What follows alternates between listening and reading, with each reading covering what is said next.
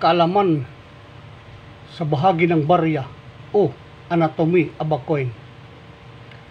Please like and share to my channel.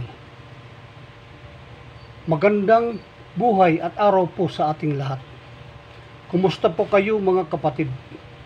Ito po ang inyong Supremo Run ng MUG Coin Hunter.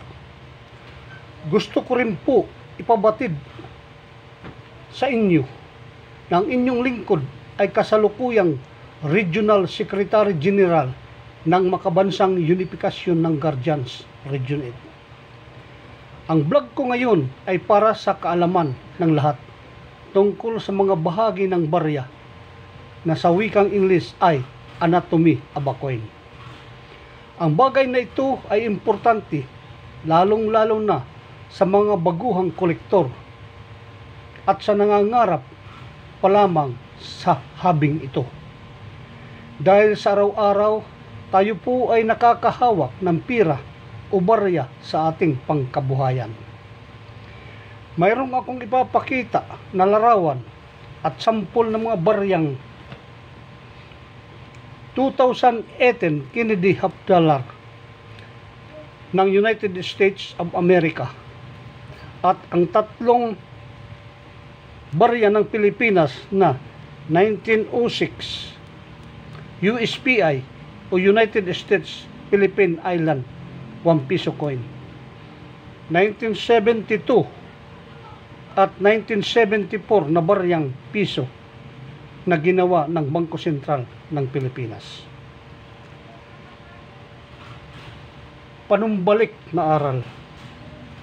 Naibahagi ko na rin po sa inyo sa dati kong vlog bakit ang larawan ni Dr. Jose Rizal ang nasa baryang piso ng Pilipinas. Balik kaalaman tayo. Dito sa larawang ito ng Kennedy half dollar na ginawa noong 2018 ng Denver Mint sa Colorado, USA, makikita po natin ang mga bahagi ng barya. Ang buong ito ay tinatawag na obverse o harapan ng barya. Nakalagay dito ang larawan ni dating Presidente John F. Kennedy ng USA. Sa taas ng larawan, nakasulat ang litrang Liberty o Legend. Sa wikang Tagalog ay alamat. Sa ibaba ng larawan, makikita ang motto o In God We Trust. Ibaba nito ay ang taong 2018 na nagpapahiwatig na sa taong ito ginawa ang baryang ito. Sa taas ng taon, makikita ang litrang D.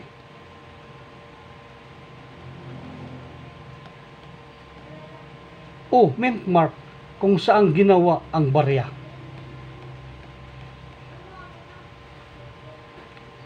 Sa liig naman ng larawan ni President John F. Kennedy, ito ang tinatawag na relief. Dalawa po ang klase ng relief. Mayroong low relief at saka high relief. Ang parte ng barya na walang nakasulat, ito ang tinatawag na filled. Dito naman tayo sa reverse o likod ng barya.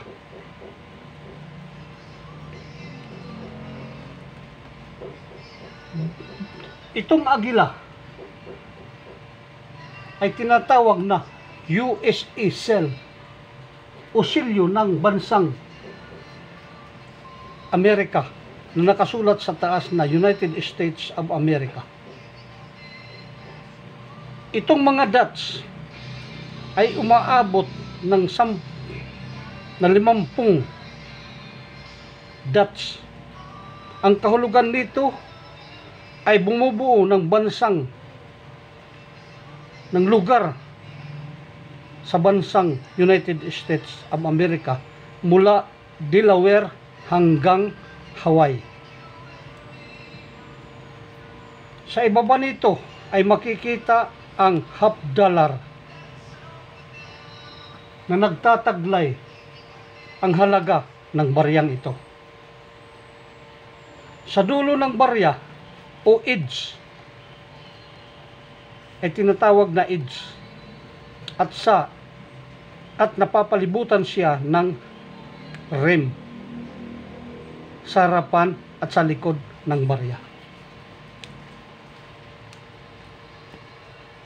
Paalala, para malaman mo kung magkano na ang lumang baryang hawak mo, sumangguni po kayo sa may alam.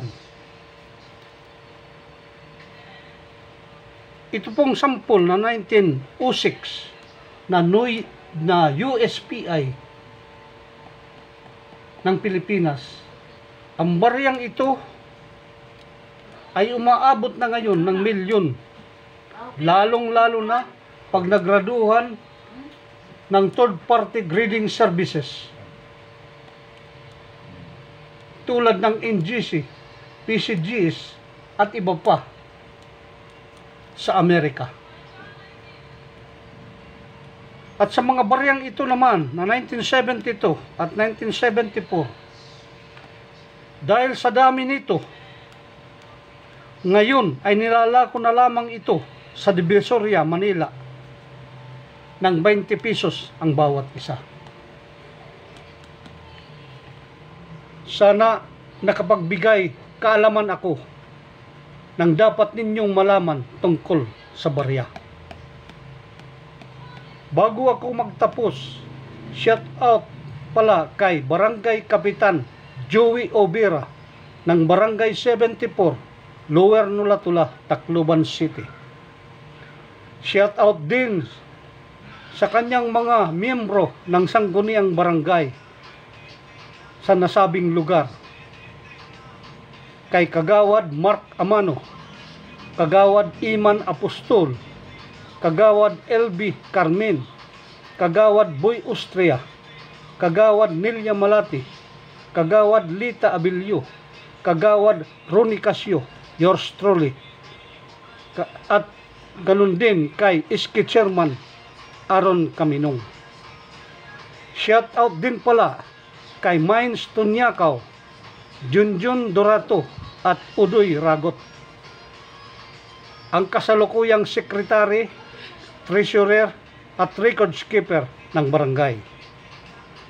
Sa lahat ng mga empleyado na di ko napangalanan ng barangay, keep up the good work. Maraming salamat at magandang buhay sa ating lahat.